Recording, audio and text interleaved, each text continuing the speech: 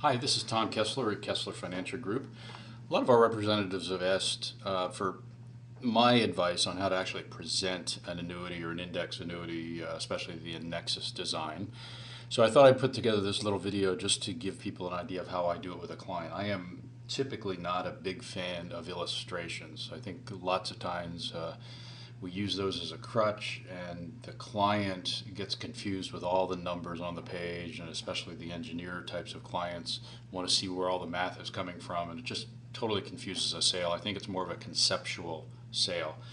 So to begin with, I'd like to share some information that is available from Crestmont Research. I would suggest you check out this website, www.crestmontresearch.com. The first graph here is an example of what we call the impact of losses. If you go back and look at some of the key market losses over the last 100 years or so, you can see 2007, between 2007 and 2009, it's about a 57% loss in the market. And what a lot of clients misunderstand is the fact that in order to recover from a loss, any given loss in the market, the amount of return you have to get just to get even, it grows exponentially. So, for example, if you had a 50% loss in the market, similar to 2007, 2009 timeframe, you would have to have a 100% return to get back to even. Many people confuse arithmetic averages and the real occurrences to your dollars. Give you an example: if you had a negative 50% return followed by a positive 50% return, the arithmetic average is a zero, but the client is still down 25%. You put dollars to that, start with $100,000, 50% loss takes you to 50,000. A subsequent 50% gain only credits 25,000. So your total return or your total value at that point is $75,000. So you're still down 25%. So the percentages tend to confuse people, and the effect to somebody's portfolio from losses is significant. So that's the first point. This is another Crestmont slide. This is a report that they recently put out, taking a look at the last 50 years of the S&P 500. And again, another way to look at loss. So if you look at the upper right-hand corner, if you are willing to assume 100% of the losses, you're able to capture 100% of the market gain. And what Crestmont was able to do is they said, well, what would happen if we eliminated all of the market losses? In other words, there are no down years, no negatives in that return. How much of the upside would you have to capture to at least match what the market did? And what they found is they only needed 27% of the upside performance to match what the actual market did over the last 50 years if you eliminate 100% of the downside.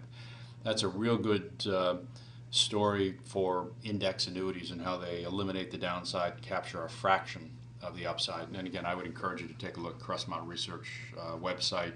They also have a newsletter that you can subscribe to on their website. Great stuff, great material for working with clients. So this is the way I would explain an index annuity to a client. Again, using the analogy of buying a microwave, if a client walks into a discount store, they want to buy a microwave, and the salesperson talks about all the neat features and the electronics and all the science that went into the microwave, they'll probably confuse the client. They won't make the sale. All the client really wants is a hot cup of coffee. He doesn't care how it works. So let me do the hot cup of coffee presentation, and this is the way I normally start with a client. I always come back and give all of the detail after the fact, but I don't want to get them totally confused before we even get into a rational discussion of how this works. So the way I would explain it is I'd say over the years, and if you go back in history, there was really only two types of annuity contracts out there. There were fixed and variable. And annuities by design are tax deferred, so you don't pay any taxes on the accumulation within the account, so that adds some the ability to capture what we call triple compounding. interest on your money, interest on your interest, and interest on the money you would have otherwise had to have paid in taxes. So triple compounding, annuities can do that, whether fixed or variable makes no difference. Annuities also are the only financial instrument that can pay an income that cannot be outlived because they are issued by insurance companies. They're able to provide what we call mortality credits, which add significant value over time as far as lifetime income for these types of contracts. So fixed annuities are relatively simple. The easiest way to think of them is essentially a CD with an insurance company. They issue the policy with a declared rate of return that's say maybe 1 to 3%, at least in today's marketplace. Not real exotic, not great returns, but safe, 100% guarantee of principal, and reasonable returns. Typically a little bit better than you get with a CD, and compounded with the tax deferral actually gives it some value over those types of investments. At the other extreme was the variable annuity, and a variable annuity is essentially a portfolio of mutual funds underneath an annuity umbrella. So you would have an insurance company issue an annuity contract. They might have 20 or 30 different mutual funds, technically called sub-accounts, in their portfolio. And you, as the client or advisor with the client, would work with them on how do you allocate this portfolio. And just like buying mutual funds in the open market, your total return is positive or negative is what happens with the mutual funds that you choose within the portfolio. And again, they've got fees and things going along with it. So range of returns, realistically, it could be anywhere from a -20 to a +20. Could be obviously larger on either end of that scale, but unlike a fixed annuity where there is no backsliding, you know exactly what you're going to get. A variable annuity, you get 100% of the upside, but you also expose yourself to 100% of the downside, and that's where the risk is involved. And for years, those were all the choices we had within the annuity industry. And then about 15 years ago, a product came on the street called an indexed annuity. People were kind of scratching their heads saying, why, I got the fixed on one side and the variable on the other. Wouldn't it be nice to have something somewhere in the middle? And that's what an indexed annuity is. But it is still on the left side of this box. So it's still a fixed product. It's still got a principal guarantee. You're not subjecting yourself or your clients to market negative returns. And unlike the others, it's pegged to some type of an external index. Typically, most of them will use the S&P 500. So you get a portion of the upside, tracking the S&P.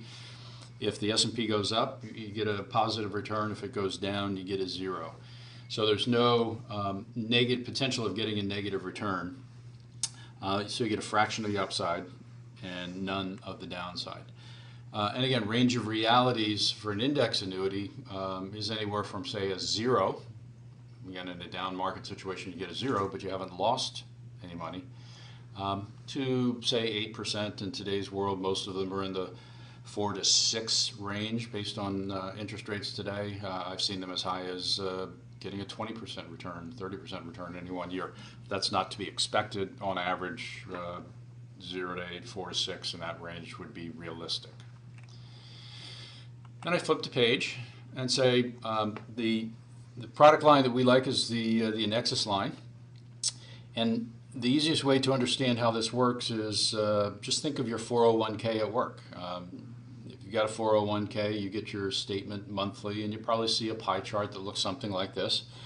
And you may have allocated your investments in your 401k into 1, 2, 3, 5, whatever accounts in there to give you some diversification. This is not unlike that design. So imagine your 401k, where you've got a portion of it allocated to the S&P 500 index, basically the broad stock market, and then a portion of it allocated to a fixed account, essentially a money market account. And your total return in any one year is A plus B minus C. And and C being any fees that would be involved, fees for the base contractor, rider, or whatever. That's your total return.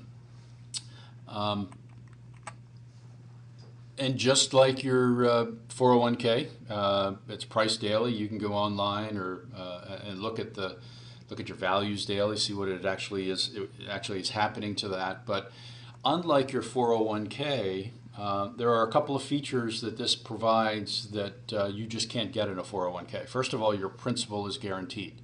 It's never at risk. You'll never see a negative year unless you take money out or you're paying extra fees for riders or benefits that we'll get to in a little while. But basically, there is no downside risk in an index annuity. The other thing that happens that doesn't exist in your 401k is every 2 years, you have the ability, or not the ability, it automatically locks in and captures your value at that point. So, for example, you start with $100,000. At the end of 2 years, it's grown to $120,000. That $120,000 is locked in, captured, and will never go backwards. That becomes your new floor below which you'll never drop. That doesn't exist in your 401k, so think of it as a ratchet on the upside. And finally, an index annuity has an optional rider. Most of these contracts will have an optional rider that you can add to the policy that will provide a lifetime income that you cannot outlive.